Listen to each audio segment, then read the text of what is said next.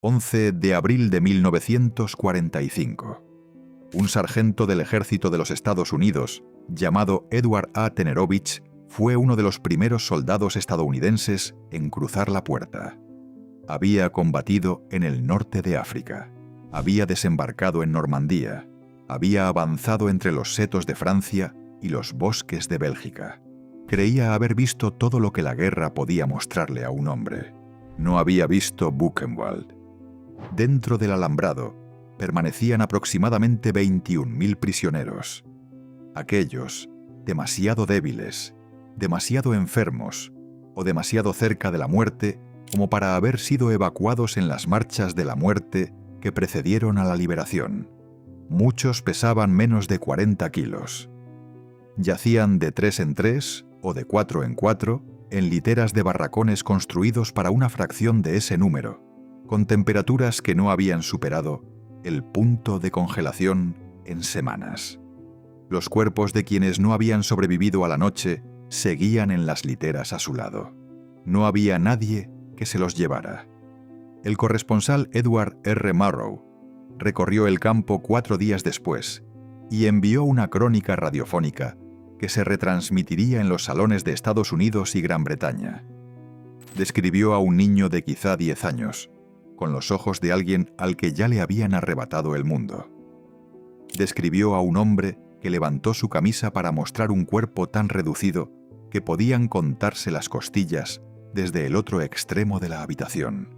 Murrow, que no era dado al sentimentalismo, dijo a sus oyentes que no estaba seguro de que la mayoría de ellos fuera a creer lo que estaba a punto de contar.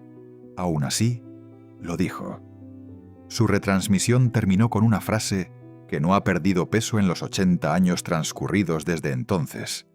Dijo: «Si les he ofendido con este relato más bien moderado de Buchenwald, no lo siento en absoluto. La historia de Buchenwald no comienza en 1937. Comienza en 1933, con un movimiento político que había decidido que la violencia era un instrumento de gobierno.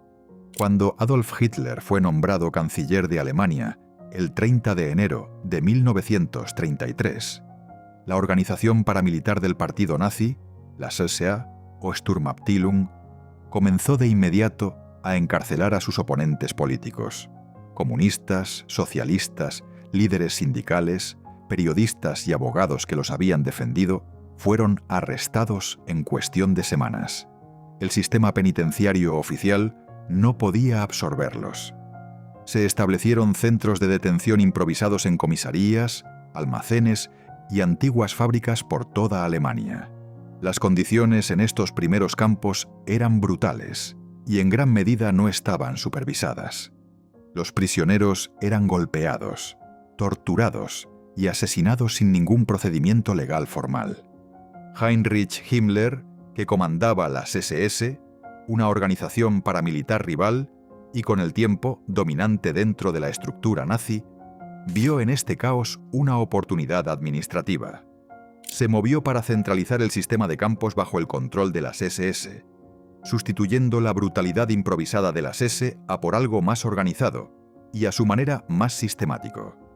El modelo que utilizó fue Dachau, establecido cerca de Múnich en marzo de 1933, que se convirtió en la plantilla de lo que las SS llamaban campo de concentración, un entorno controlado en el que el Estado podía encarcelar, explotar y, cuando fuera necesario, eliminar a las personas que consideraba enemigas sin el inconveniente de un sistema legal en funcionamiento. En 1936, Heinrich Himmler controlaba todo el aparato policial alemán y había ampliado la red de campos, pero quería una nueva instalación, más grande, mejor situada y diseñada desde el principio según los principios que su administración había ido desarrollando durante 3 años de ensayo y error. El lugar elegido fue el Ettersberg, una meseta boscosa a unos 8 kilómetros al norte de Weimar, en el estado de Turingia. La colina era lo bastante alta como para quedar aislada, lo bastante cercana a una línea férrea como para ser logísticamente práctica, y estaba rodeada de bosques lo suficientemente densos como para que las operaciones del campo quedaran parcialmente ocultas a la ciudad situada abajo. La construcción se ordenó en la primavera de 1937. Los primeros prisioneros llegaron el 16 de julio de ese año. 149 hombres trasladados desde Sachsenhausen, obligados a comenzar a construir el campo que los retendría. Talaban el bosque de hayas a mano. Extraían piedra de una cantera abierta en la ladera. Transportaban materiales cuesta arriba bajo el calor del verano, sin agua, comida ni refugio adecuados. A quienes caían, los golpeaban, a quienes discutían, los castigaban de formas pensadas para ser presenciadas. El propósito no era solo construir un campo, era establecer desde el primer día que los prisioneros estaban completamente en poder de las SS y que ninguna apelación, ninguna queja y ningún acto de resistencia cambiarían ese hecho. El campo recibió el nombre de Buchenwald, bosque de hayas, como si el entorno natural pudiera domesticar lo que se estaba construyendo en su interior. No podía. El SS Obersturmbannführer Karl Otto Koch fue nombrado comandante en agosto de 1937. Koch tenía 40 años. Era un oficial de carrera de las SS que había servido en Dachau y en Columbia House, uno de los primeros centros de detención improvisados en Berlín. Dentro de las SS, ese era conocido por su eficacia administrativa y por una crueldad personal que iba más allá de la convicción ideológica. Guardias de Buchenwald declararían después que Koch parecía disfrutar del sufrimiento de los prisioneros de una forma que perturbaba incluso a otros miembros de las SS. Su esposa, Ilse Koch, lo acompañó al Ettersberg y desarrollaría su propia forma particular de infamia en los años siguientes. Bajo el mando de Koch, la infraestructura de Buchenwald quedó terminada a finales de 1937. El campo principal, el Stammlager, ocupaba una meseta despejada en la cima de la colina. Bajo la puerta principal, que llevaba el lema de las SS Jedem das Sein, a cada cual lo que merece, se encontraban los barracones de los prisioneros, la plaza de recuento, los talleres y los crematorios que procesarían a los muertos. Alrededor de todo el perímetro, alambradas electrificadas, torres de vigilancia y focos que ardían durante toda la noche. Desde el principio, la economía interna del campo dependía de un sistema de trabajo prisionero diseñado para ser explotador hasta el punto de resultar letal. Los prisioneros se organizaban en destacamentos de trabajo asignados a la cantera, a la tala del bosque o a brigadas de construcción, y se les exigía cumplir cuotas de producción independientemente de su estado físico. Los oficiales de las SS y los capos, prisioneros funcionarios que actuaban como capataces, imponían esas cuotas a golpes. La atención médica era mínima y a menudo se negaba como forma de castigo. La ración de comida estaba calculada para mantener al prisionero lo bastante fuerte como para seguir trabajando, y nada más.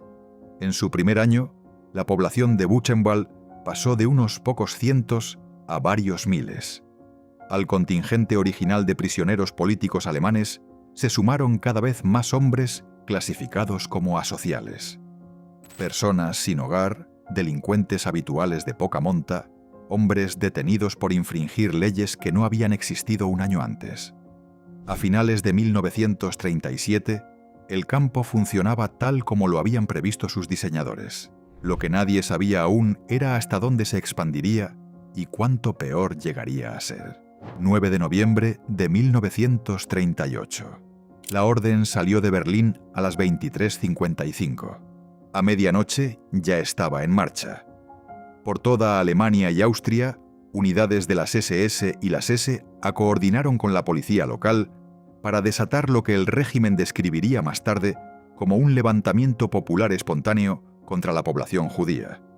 En realidad, fue una acción estatal cuidadosamente organizada. Se incendiaron sinagogas. Negocios judíos fueron saqueados y destruidos. Más de 90 judíos murieron directamente a causa de la violencia.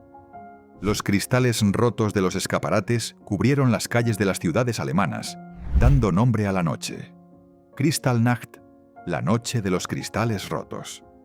A la mañana siguiente, Reinhard Heydrich, que dirigía el aparato de seguridad de las SS, emitió órdenes para detener entre 20.000 y 30.000 hombres judíos en todo el Reich. El criterio era simple: varones judíos en buena condición física, de entre 18 y 60 años. Debían ser enviados a los campos de concentración. Buchenwald recibió aproximadamente a 10.000 de ellos. Llegaron a lo largo de varios días en vagones de tren, sin aviso ni preparación. El campo tenía capacidad quizá para 8.000 prisioneros en las condiciones de hacinamiento que ya mantenía. La llegada de 10.000 personas nuevas en cuestión de días produjo una crisis que las SS no intentaron resolver de forma humana. Los nuevos prisioneros fueron retenidos en una sección del campo fuera del sistema regular de barracones, en zonas de reunión abiertas y recintos improvisados sin refugio frente al frío de noviembre. Sus pertenencias personales habían sido confiscadas en la puerta. Apenas recibían comida. Se les negaba el acceso a las limitadas instalaciones sanitarias disponibles para los prisioneros ya establecidos. Los recuentos, las formaciones diarias en las que debía comprobarse la presencia de cada prisionero, duraban horas a temperaturas bajo cero. Hombres que la semana anterior habían sido empresarios, médicos, profesores y propietarios de fábricas permanecían de pie en la oscuridad, sin ropa adecuada, en formaciones que no tenían otro propósito que demostrar el poder absoluto de las SS sobre cada detalle de su supervivencia. Los guardias se movían entre la multitud con porras y látigos. No existía una política formal de asesinato. Las detenciones de la Kristallnacht estaban pensadas como una táctica de terror y un mecanismo de extorsión financiera, no como una operación de exterminio. Pero las condiciones hacían que la muerte fuera inevitable. En las aproximadamente 6 semanas que los prisioneros de la Kristallnacht permanecieron en Buchenwald, entre 244 y 255 de ellos murieron. Murieron de frío, de hambre, de palizas y de lo que los registros médicos del campo describieron, con precisión burocrática, como insuficiencia cardíaca. Los supervivientes fueron liberados por etapas entre noviembre y enero, con la condición de que emigraran de Alemania y entregaran sus bienes y propiedades al Estado. La mayoría lo hizo. El mecanismo de coerción había funcionado como estaba previsto. Terror, seguido de extorsión, seguido de expulsión forzada. Los judíos estaban siendo expulsados de Alemania, su riqueza confiscada, sus comunidades destrozadas, a un ritmo que la dirección nazi consideraba satisfactorio, por el momento. Pero el episodio de la Kristallnacht reveló algo sobre el sistema de campos de concentración que marcaría su desarrollo posterior. Demostró que los campos podían absorber cantidades casi ilimitadas de prisioneros, en casi cualquier condición y con casi ninguna responsabilidad externa. Ningún tribunal alemán intervino. Ningún organismo internacional obligó a permitir el acceso. Las poblaciones de las ciudades cercanas no se levantaron en protesta. El mecanismo del encarcelamiento masivo podía ampliarse casi sin límite. La lección quedó anotada. A lo largo de 1939, mientras Alemania avanzaba hacia la guerra, la población prisionera de Buchenwald volvió a cambiar. Los presos políticos, comunistas, socialistas y organizadores sindicales alemanes siguieron siendo el grupo dominante, pero se les unieron cada vez más testigos de Jehová, que se negaban por motivos religiosos a servir en el ejército alemán, y por ello eran encarcelados indefinidamente, así como hombres Roma y Sinti detenidos bajo las leyes raciales que el régimen extendía de forma constante para abarcar a cada grupo que deseaba perseguir. En septiembre de 1939, Alemania invadió Polonia. La guerra comenzó. Y con ella, el sistema de campos de concentración entró en una nueva fase. Una en la que la población reclusa procedería de todos los rincones de la Europa ocupada, y los propósitos de los campos se ampliarían de formas que ni siquiera sus diseñadores habían articulado por completo. Buchenwald estaba preparado para recibirlos. Las SS no consideraban a los seres humanos simplemente como enemigos que encarcelar o destruir. Los consideraban un recurso. Desde los primeros años del sistema de campos, Heinrich Himmler y sus administradores habían desarrollado lo que llamaban el concepto de aniquilación mediante el trabajo. La idea de que los prisioneros podían ser explotados hasta la destrucción física mientras generaban el máximo rendimiento económico antes de morir. Este enfoque unía la eliminación ideológica con la productividad económica de una manera que resultaba atractiva para la lógica industrial y financiera del Estado nazi. En Buchenwald, este concepto adoptó una forma especialmente organizada. La principal operación de trabajo forzado del campo era una cantera, la Deutsche Ausrüstungswerke, fábricas alemanas de equipamiento, una empresa propiedad de las SS que extraía piedra de la ladera del Ettersberg para proyectos de construcción en todo el Reich. La cantera era el destino más peligroso del campo. Los prisioneros trabajaban turnos de 12 horas moviendo piedra a mano, con herramientas inadecuadas y bajo una supervisión deliberadamente abusiva. Caídas, aplastamientos y derrumbes bajo el peso de las rocas quedaban registrados como accidentes. Muchos no lo eran. Más allá de la cantera, el campo operaba una serie de talleres: metalurgia, carpintería, sastrería, encuadernación, que producían bienes para uso de las SS y para su venta comercial. El trabajo no era remunerado. Los prisioneros recibían raciones calculadas para mantener la mínima capacidad laboral, y nada más. Cuando la capacidad de un prisionero descendía por debajo del punto de utilidad económica, también existía un mecanismo para ello: traslado al barracón de inválidos, reclasificación formal como no apto para el trabajo y muerte posterior por abandono o acción deliberada. La población reclusa que realizaba este trabajo procedía cada vez más de fuera de Alemania. Tras la ocupación de Francia, Bélgica, los Países Bajos, Noruega y Dinamarca, entre 1940 y 1941, miles de prisioneros de Europa Occidental llegaron a Buchenwald.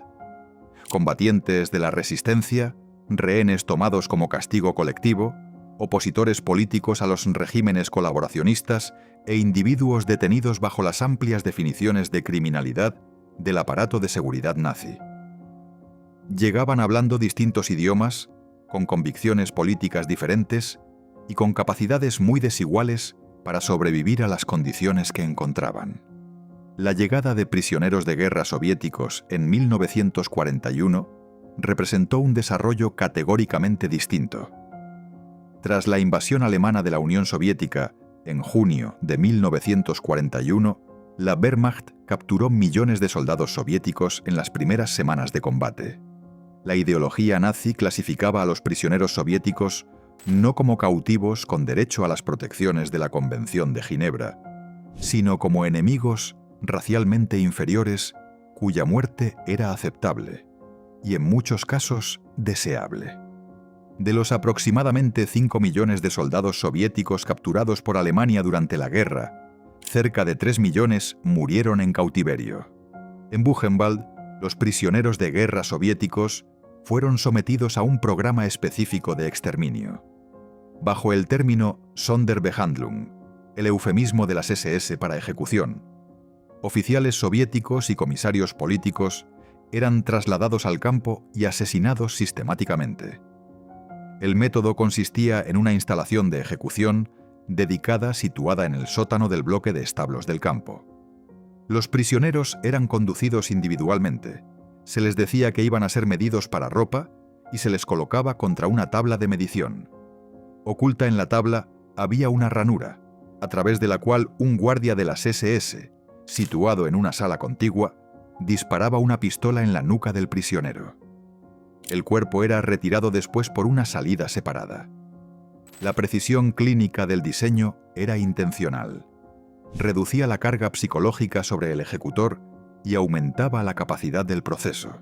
El número de prisioneros de guerra soviéticos asesinados en Buchenwald mediante este mecanismo se ha estimado en aproximadamente 8.000. Algunos historiadores sugieren que la cifra fue mayor. Los registros, como gran parte de la documentación de Buchenwald, fueron destruidos o falsificados en los últimos días de funcionamiento del campo.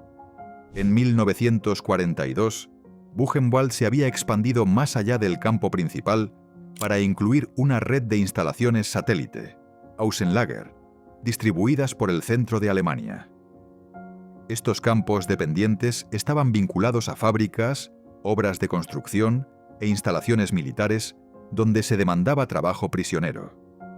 El campo principal del Ettersberg servía como centro de procesamiento y administración de esta red ampliada que en su punto máximo abarcó más de 87 instalaciones satélite y albergó a decenas de miles de prisioneros adicionales, además de los contabilizados en los registros oficiales del campo principal. Esta escala industrial de explotación humana organizada no fue un subproducto de la guerra, fue una arquitectura deliberada. Fue diseñada por hombres que vestían uniforme, tenían rangos y presentaban informes trimestrales. Y no operó en aislamiento, sino en colaboración con corporaciones alemanas y agencias gubernamentales que sabían, con suficiente detalle, exactamente lo que estaban utilizando. Escribió sus hallazgos en un cuaderno, anotó las fechas de infección, la progresión de los síntomas, las fechas de muerte. Presentó sus informes a través de los canales administrativos adecuados de las SS. Recibió comentarios, ajustes sugeridos a su metodología y continuó su trabajo. Su nombre era Erwin Ding Schuller. Su rango era SS Sturmbannführer, equivalente a comandante. Su título era médico. Y los sujetos de sus experimentos eran los prisioneros de Buchenwald, que no habían consentido participar y no tenían ningún mecanismo para negarse. La experimentación médica en Buchenwald fue un programa organizado, no una serie de crímenes individuales cometidos por actores aislados. Estaba autorizado por el aparato médico de las SS, coordinado con empresas farmacéuticas alemanas y supervisado por funcionarios con credenciales académicas de universidades alemanas. El hecho de que constituyera crímenes contra la humanidad no se consideraba en aquel momento un factor relevante. La principal instalación experimental dentro del campo era el Bloque 46, un edificio sellado dentro del recinto de prisioneros que operaba bajo un estricto control de acceso. Ni siquiera otros oficiales de las SS podían entrar sin autorización. En su interior, los prisioneros eran utilizados como sujetos de prueba para ensayos de vacunas, principalmente contra el tifus y enfermedades relacionadas que estaban matando a soldados alemanes en el frente oriental. El protocolo experimental era sencillo. Los prisioneros eran infectados deliberadamente con el patógeno de la enfermedad. A algunos se les administraban después vacunas o tratamientos experimentales. A otros se les dejaba sin tratamiento como sujetos de control. Se supervisaban y registraban los resultados. Los prisioneros seleccionados para el bloque 46 no eran voluntarios, eran asignados. Muchos supieron lo que les esperaba solo después de llegar. Los sujetos infectados experimentaban la progresión completa del tifus. Fiebre alta, delirio, fallo orgánico. Los del grupo de control, que no recibían tratamiento, morían con frecuencia. Los del grupo experimental sobrevivían o morían según la eficacia del tratamiento que se estuviera probando. Los datos generados por estos experimentos se enviaban a empresas farmacéuticas, entre ellas Behring-Werke, una filial del conglomerado químico IG Farben que estaba desarrollando vacunas contra el tifus para uso militar. Al menos 189 prisioneros murieron en los experimentos de tifus. Otras muertes se produjeron a causa de experimentos con quemaduras de fósforo, de pruebas de tratamientos contra la fiebre tifoidea y la tuberculosis, y de un programa que evaluaba la toxicidad de diversas sustancias, introduciéndolas en alimentos o bebidas suministrados a los prisioneros sin su conocimiento. Los hombres que diseñaron y llevaron a cabo estos experimentos no eran sádicos en el sentido convencional. No estaban motivados principalmente por el deseo de infligir dolor. Estaban motivados por el afán de carrera, por una auténtica curiosidad científica que operaba dentro de un marco que había despojado a sus sujetos del estatus legal y moral que habría hecho impensables estos experimentos en cualquier otro contexto, y por las estructuras de incentivos institucionales del aparato médico de las SS, que recompensaban la productividad y la publicación. Los experimentos eran un crimen. También eran, en un sentido burocrático, completamente normales. El médico del campo cuyos crímenes eran más visibles para la población prisionera no era Ding Schuller, sino Wilhelm Hoven, que ejerció como médico jefe del campo desde 1942 hasta su arresto. La práctica particular de Hoven consistía en administrar inyecciones letales de fenol a prisioneros que se habían vuelto incómodos, no para el Estado nazi, sino para la economía interna corrupta de la administración del campo. Mató a prisioneros que habían presenciado delitos financieros cometidos por oficiales de las SS. Mató a prisioneros que podían testificar contra el comandante. Mató, como dijo un superviviente, por encargo.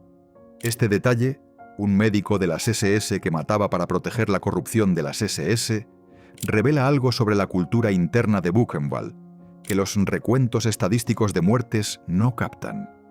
El campo no era simplemente una máquina para procesar prisioneros. Era una institución con su propia política interna, sus propias jerarquías de poder y su propia economía de violencia. Esa política acabaría consumiendo al hombre que lo había construido. Karl Otto Koch, el comandante que había establecido Buchenwald y presidido sus primeros 6 años, fue arrestado por las SS en 1943. Los cargos no estaban relacionados con el asesinato de prisioneros. Estaban relacionados con la malversación. Koch había desviado fondos de las SS a sus propias cuentas y había asesinado a prisioneros que podían testificar contra él. Un tribunal de las SS lo condenó. El 5 de abril de 1945, 6 días antes de la llegada de las fuerzas estadounidenses, Karl Otto Koch fue ejecutado dentro del campo que había construido, fusilado en el bosque de Buchenwald. Su esposa, Ilse Koch, había sido arrestada 2 años antes y permanecía encarcelada a la espera de su propio juicio. Sobrevivió a la guerra. Se enfrentó a 2 juicios distintos, uno estadounidense y otro alemán, y murió por su propia mano en una prisión de Alemania Occidental en 1967. El sistema que había creado Buchenwald se volvió contra su propio arquitecto. Pero el campo siguió funcionando bajo su sucesor, el SS Obersturmbannführer Hermann Pfister, que supervisaría su funcionamiento hasta los últimos días. No todos en Buchenwald se limitaron a resistir. Algunos contraatacaron, no siempre con armas, sino con algo que las SS no habían previsto: la organización. Los prisioneros políticos que llevaban en Buchenwald desde sus primeros años eran, en muchos casos, organizadores experimentados. Muchos de los comunistas alemanes que llegaron en 1937 y 1938 habían pasado años en la clandestinidad antes de su arresto. Comprendían la organización secreta, el uso de comunicaciones codificadas, la importancia de la compartimentación y la lógica a largo plazo de construir redes en entornos hostiles. En cautiverio, aplicaron esas habilidades con una disciplina extraordinaria al objetivo de la supervivencia colectiva. Las SS habían creado un sistema de administradores prisioneros, capos, ancianos de bloque, capataces de destacamentos de trabajo, como intermediarios entre los guardias y la población general reclusa. La intención era dividir a la comunidad de prisioneros y crear una capa de ejecutores con un interés personal en mantener la jerarquía existente. En muchos campos, este sistema logró el efecto previsto. Los prisioneros funcionarios se identificaban con el poder que los había nombrado y aplicaban las órdenes de las SS con entusiasmo. En Buchenwald, la organización clandestina subvirtió sistemáticamente este sistema. Durante años de maniobras cuidadosas, prisioneros comunistas y de izquierdas trabajaron para situar a miembros de confianza de su red en el mayor número posible de puestos administrativos. Un prisionero que controlaba la asignación a los destacamentos de trabajo podía apartar a los internos más débiles de las labores más peligrosas. Un prisionero con acceso a los registros del campo podía ajustar la documentación, subcontar el número de supervivientes y complicar los cálculos de las SS sobre quién estaba disponible para la selección. Un prisionero dentro del sistema de distribución de alimentos podía asegurarse de que los más pequeños y vulnerables recibieran un poco más que su ración oficial. Nada de esto era visible para las SS de forma sistemática, porque nada de ello era dramático. Era la acumulación de miles de pequeñas decisiones tomadas por personas que entendían que la supervivencia, en las condiciones de Buchenwald, era un proyecto colectivo o no era nada. La organización clandestina también emprendió preparativos más directos. A partir de 1943 se introdujeron armas de contrabando en el campo, pistolas, granadas y finalmente armas automáticas, ocultas en barracones y talleres de prisioneros. Un receptor de radio, construido con piezas robadas de los talleres eléctricos del campo a lo largo de varios meses, se escondió dentro de las paredes de un bloque de prisioneros y se utilizó para escuchar emisiones de la BBC y comunicaciones militares aliadas. En 1944, la organización clandestina ya conocía el panorama general de la situación militar. El avance soviético desde el este, los desembarcos aliados en Normandía, la contracción del territorio controlado por Alemania en todos los frentes. Comenzaron a planificar el momento en que la situación externa del campo se deteriorara lo suficiente como para crear las condiciones de una acción armada. La población prisionera de Buchenwald, en esos años, representaba una sección transversal de la vida intelectual y política europea como ninguna otra institución del continente. Léon Blum, antiguo primer ministro de Francia y líder del Partido Socialista, estuvo detenido en Buchenwald de 1943 a 1945, primero en el campo principal y después en una villa especial fuera del perímetro. Kurt Schuschnigg, que había sido canciller de Austria antes del Anschluss, permanecía detenido cerca. Miles de veteranos de las brigadas internacionales que habían luchado contra Franco en la Guerra Civil Española fueron encarcelados en el campo, al igual que combatientes de la resistencia de Francia, Bélgica, Italia, Checoslovaquia y Yugoslavia. Oficiales soviéticos, intelectuales polacos, socialistas neerlandeses y profesores universitarios noruegos compartían los barracones con criminales alemanes, testigos de Jehová y hombres arrestados únicamente por ser judíos.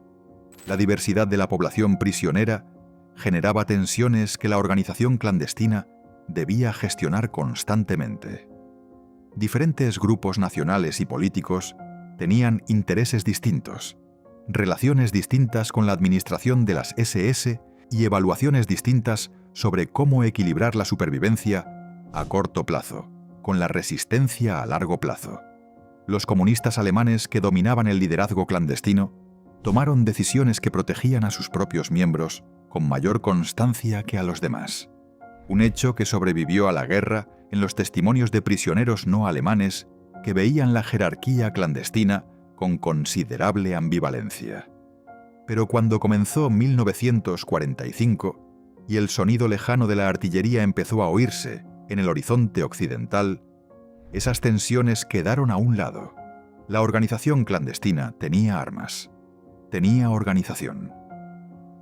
Y en la estructura de mando de las SS cada vez más caótica, de una Alemania que se enfrentaba a la derrota militar, tenía, por primera vez, una oportunidad real. El invierno de 1944 a 1945 fue el peor en la historia de Buchenwald. A finales de 1944, la situación militar alemana se había deteriorado hasta el punto de que las SS empezaron a evacuar prisioneros de los campos del este. El Ejército Rojo avanzaba por Polonia a una velocidad que los mandos de la Wehrmacht no habían anticipado. y las SS no podían permitir que los soviéticos en avance encontraran y liberaran a los prisioneros de los campos orientales. No porque les importaran esos prisioneros, sino porque les importaba lo que esos prisioneros podían contar al mundo. Desde el verano de 1944, y acelerándose durante el otoño y el invierno, las SS evacuaron los campos del este de Polonia, los estados bálticos y finalmente el propio Auschwitz. Prisioneros que ya habían quedado reducidos a una extrema debilidad física tras años de cautiverio, fueron cargados en trenes de mercancías, sin calefacción, sin comida ni agua, y transportados hacia el oeste. Los viajes duraban días, a veces semanas. Cuando los trenes llegaban, una parte significativa de sus pasajeros estaba muerta. Buchenwald recibió muchos de estos transportes. Los trenes llegaban a la estación de Weimar, al pie de la colina, donde los prisioneros que aún quedaban con vida eran obligados a marchar los últimos kilómetros hasta la puerta del campo. Los civiles alemanes que vivían a lo largo del recorrido observaban desde sus puertas y ventanas. Algunos apartaban la mirada, unos pocos lanzaban comida, rápidamente, con discreción, antes de que los guardias pudieran verlo. La mayoría no hacía nada. Dentro del campo, la infraestructura cedió bajo la presión. Barracones diseñados quizá para 400 prisioneros albergaban a 1.500. El suministro de agua, que siempre había sido insuficiente, colapsó ante el aumento de población. La disentería se propagó por los bloques superpoblados con una rapidez que desbordó los ya mínimos recursos médicos disponibles para los prisioneros. El tifus, contra el que los experimentos del bloque 46 habían intentado proteger a los soldados alemanes, ahora arrasaba entre la población prisionera sin ningún tipo de tratamiento. Los muertos se acumulaban a un ritmo que los crematorios no podían procesar. Entre quienes llegaron a Buchenwald en enero de 1945, había un muchacho de 15 años que había sido trasladado desde Auschwitz cuando el ejército soviético se aproximaba. Su nombre era Elie Wiesel. Llegó exhausto tras completar una marcha de la muerte a través del invierno polaco antes del viaje en tren hacia el oeste.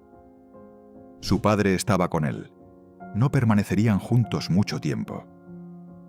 Shlomo Wiesel, el padre de Elie, murió en la enfermería de Buchenwald en las últimas semanas de enero de 1945. Murió de disentería, de agotamiento y del peso acumulado de todo lo que había sufrido. Tenía poco más de 40 años. Su hijo, que pasaría el resto de su vida como testigo y escritor, describió la muerte de su padre en términos que rechazaban cualquier sentimentalismo. Fue una muerte que no debería haber sido posible, en un lugar que no debería haber existido, y ninguna de las palabras que escribió en las décadas posteriores la hizo más comprensible. Mientras tanto, las SS estaban aplicando lo que sus documentos internos describían como el vaciamiento del campo. Llegaron órdenes desde Berlín especificando que Buchenwald debía ser evacuado antes de que las fuerzas estadounidenses que se acercaban pudieran alcanzarlo. Entre el 28 de marzo y el 10 de abril de 1945, más de 28.000 prisioneros fueron obligados a marchar fuera del campo a pie en dirección sur y este. Los guardias que acompañaban las columnas disparaban a cualquiera que no pudiera mantener el paso.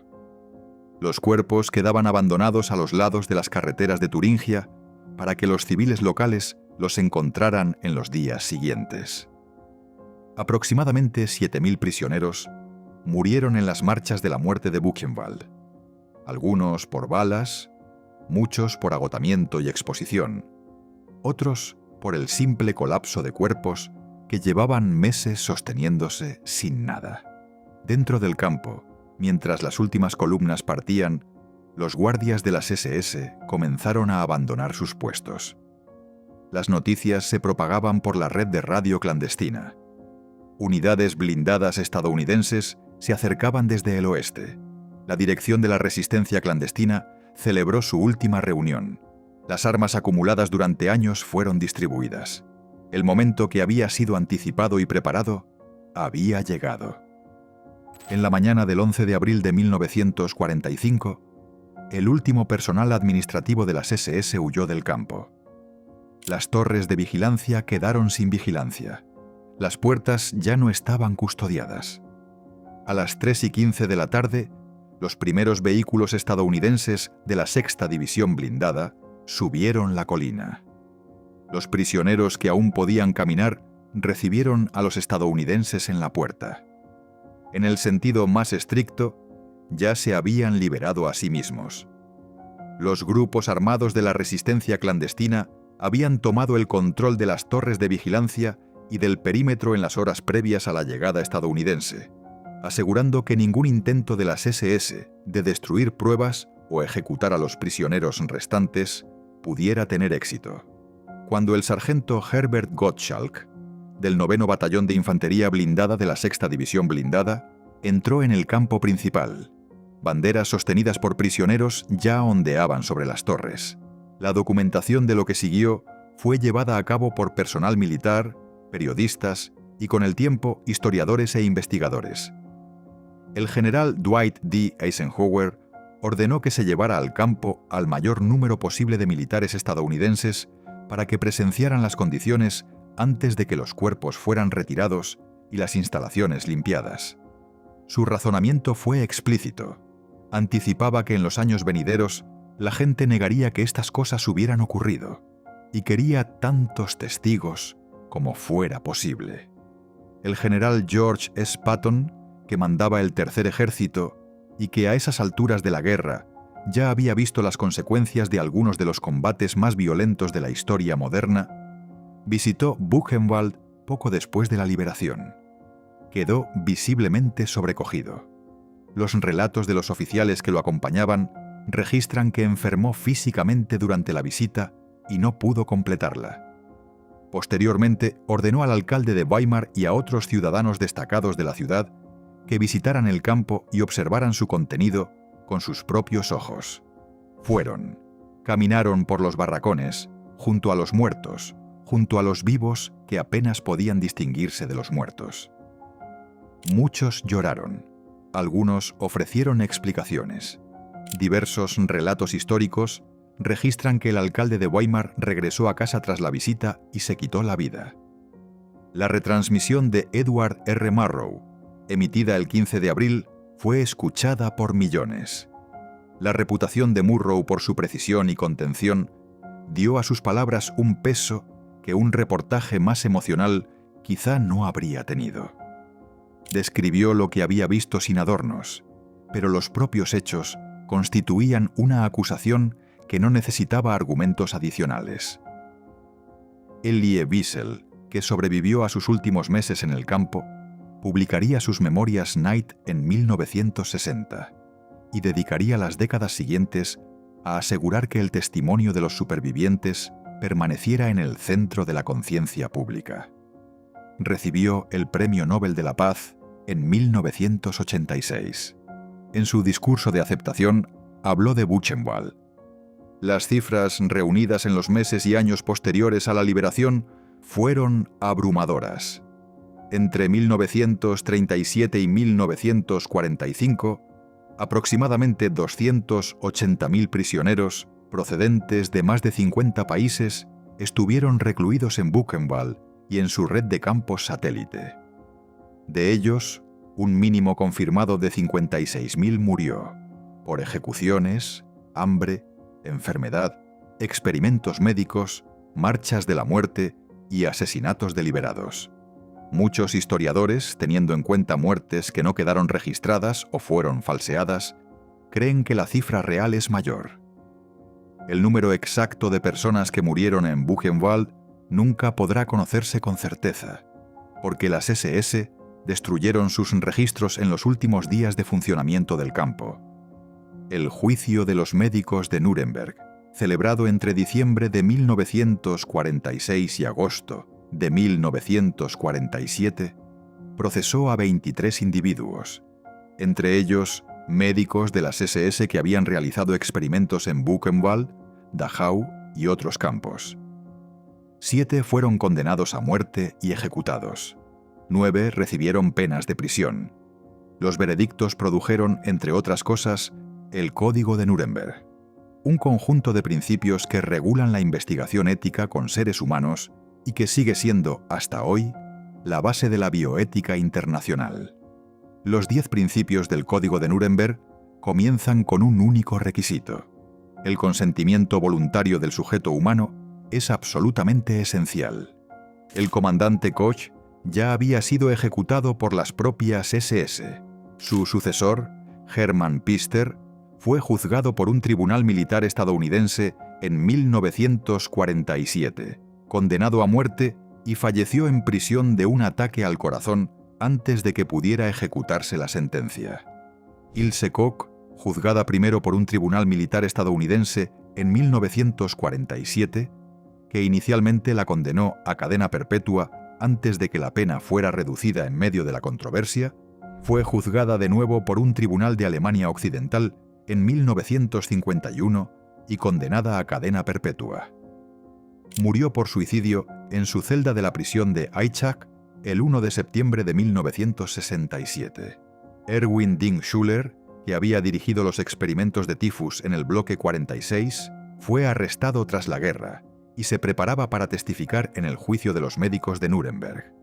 Murió bajo custodia en agosto de 1945, en lo que oficialmente se registró como suicidio, antes de que comenzara el juicio. El ajuste de cuentas fue real. También fue, inevitablemente, incompleto. La colina de Ettersberg es hoy un lugar de memoria. El área principal del campo se ha conservado como el Memorial de Buchenwald, administrado por el Estado alemán de Turingia y visitado cada año por cientos de miles de personas. La puerta de hierro con su inscripción, Jedem Dasein, sigue en pie a la entrada del antiguo campo. La plaza de formación, donde decenas de miles de prisioneros permanecieron durante horas en la oscuridad invernal, mientras los guardias los contaban, es una amplia extensión vacía. El edificio de los crematorios se conserva. También el sótano del bloque de establos, donde se instaló el mecanismo de ejecución de prisioneros de guerra soviéticos. A unos pocos cientos de metros del alambrado exterior del campo, en una arboleda que ha vuelto a crecer hasta recuperar algo parecido a su densidad original, se alza un roble. Es grande y antiguo. Según la tradición, una tradición que las propias SS mantuvieron durante el funcionamiento del campo, es el árbol bajo el cual Johann Wolfgang von Goethe descansó en una ocasión, cuando paseaba por estos bosques a comienzos del siglo XIX. Goethe, autor de Fausto, Las penas del joven Werther y de algunas de las poesías líricas más celebradas en lengua alemana, amaba el Ettersberg. Escribió sobre él. Lo consideraba un lugar de especial belleza. Las SS conservaron ese árbol mientras el campo funcionaba a su alrededor. Hay algo en ese detalle que se resiste a una interpretación sencilla. No es que los hombres que construyeron y dirigieron Buchenwald fueran incapaces de apreciar la belleza, la civilización o los logros culturales del pasado alemán. Es que habían construido un marco ideológico en el que el asesinato sistemático de seres humanos y la preservación del roble de un poeta resultaban perfectamente compatibles, en el que una cosa no excluía la otra, ni siquiera entraba en tensión con ella. Esta es, quizá, la lección más perturbadora de Buchenwald. No que sus perpetradores fueran monstruos separados de la civilización que los produjo, sino que eran productos de ella. Eran graduados de universidades alemanas, suscriptores de periódicos alemanes, asistentes a salas de conciertos alemanas. La ideología que autorizó lo que hicieron en Buchenwald no les exigía abandonar la civilización. Les exigía redefinir quién contaba como parte de ella. La proximidad del campo a Weimar siempre ha obligado a plantear esta pregunta. El humo del crematorio era visible desde la ciudad. Los trenes que transportaban prisioneros pasaban por la estación de Weimar. Empresas alemanas contrataban con las SS el trabajo de los prisioneros y presentaban facturas por los servicios prestados. La Cruz Roja recibió informes sobre las condiciones del campo y no actuó con la suficiente firmeza. Los ciudadanos de una de las ciudades culturalmente más distinguidas de Europa vivieron a la vista de una de las instituciones de muerte más sistemáticas del continente y durante los años en que el campo funcionó, la mayoría continuó con su vida. Lo que sabían y lo que eligieron no saber sigue siendo una de las preguntas centrales en la historiografía del Holocausto. Es una pregunta que no admite respuestas cómodas.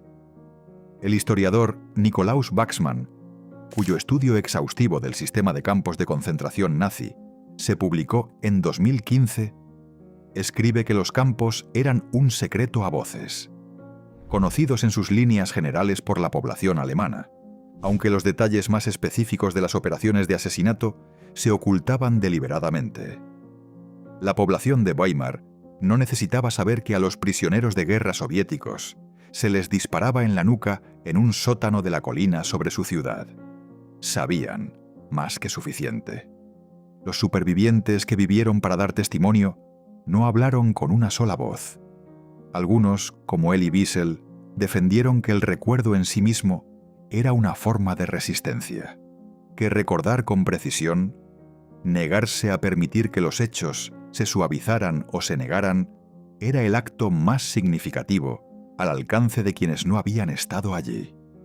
Otros, como Primo Levi, que sobrevivió a Auschwitz y escribió sobre el sistema de campos con una claridad analítica casi insoportable de leer, sostuvieron que la memoria era insuficiente, que era necesaria la comprensión, y que comprender significaba enfrentarse no solo a los perpetradores, sino también a los espectadores, no solo a la crueldad excepcional de las SS, sino a la complicidad ordinaria de instituciones y poblaciones que siguieron funcionando mientras los campos existían. El Memorial de Buchenwald recibe cada año a sus cientos de miles de visitantes. Grupos escolares de Alemania y de toda Europa acuden a recorrer la plaza de formación, a entrar en los barracones y a ver la documentación reunida. La ley alemana exige la enseñanza del Holocausto en las escuelas públicas. El país ha construido una cultura de la memoria que es, según cualquier estándar comparativo, más seria y sostenida que en casi ningún otro lugar. Y sin embargo, los propios administradores del memorial reconocen que libran una batalla constante contra la minimización, contra la deriva de la memoria histórica, contra la tendencia humana a normalizar el pasado reduciéndolo. Buchenwald no fue algo pequeño. Funcionó durante casi 8 años. Mató a 56.000 personas en un país en paz y luego en guerra. Un país cuya población conocía su existencia y eligió, en su inmensa mayoría, continuar como si no estuviera allí. Fue diseñado, construido, administrado y ampliado por hombres corrientes que seguían incentivos institucionales dentro de un marco institucional construido sistemáticamente para convertir el asesinato de grupos designados no solo en algo permitido, sino en algo exigido. El general Eisenhower tenía razón al ordenar que se llevara a tantos testigos como fuera posible a verlo. Comprendía algo que también comprendían los organizadores de la evacuación del campo, que el poder de lo que allí se había hecho residía en parte en su visibilidad, y que la única respuesta a un crimen de esa magnitud era mirarlo de frente, sin apartar la vista, y negarse a aceptar cualquier idea de la naturaleza humana o de las instituciones humanas que lo hiciera parecer imposible. No era imposible. Ocurrió. Ocurrió en una colina boscosa, sobre una ciudad famosa por sus poetas, en el corazón de uno de los países más educados del mundo, dentro de la memoria viva de personas que aún están con vida. Las hayas de Lettersberg siguen en pie. También la puerta. También la pregunta que la puerta plantea a todo el que la atraviesa. Jedem das Sen, a cada uno lo que se merece. Las personas que murieron en Buchenwald no merecían lo que recibieron. La tarea que queda para todos los que heredan su memoria es comprender, con claridad y sin consuelo, exactamente cómo fue posible lo que recibieron. Y negarse a permitir que esos mecanismos vuelvan a recomponerse, en cualquier forma, en cualquier país, en cualquier época. Esa negativa no es pasiva. Exige vigilancia. Exige reconocer que las instituciones capaces de una crueldad sistemática no se anuncian como tales. Se presentan como orden, como eficiencia, como protección de la comunidad, como la aplicación de la justicia a quienes la merecen. Jedem Dasen. La frase es una advertencia. Siempre lo fue. Si esta historia te conmovió, te desafió o te ayudó a ver la Segunda Guerra Mundial de otra manera, sería un honor que te unieras a nuestra creciente comunidad. Suscribirte no es solo hacer clic. Es una forma de apoyar más historias poderosas, más voces olvidadas y más verdad del pasado. Así que, si crees que estas historias importan, pulsa el botón de suscribirte y sigamos construyendo este viaje juntos. Y no olvides dejar un comentario. Leemos cada uno y nos encanta conocer tu opinión. Hasta la próxima. Sigue explorando la historia con Epic War. Sigue haciendo preguntas. Sigue buscando la verdad.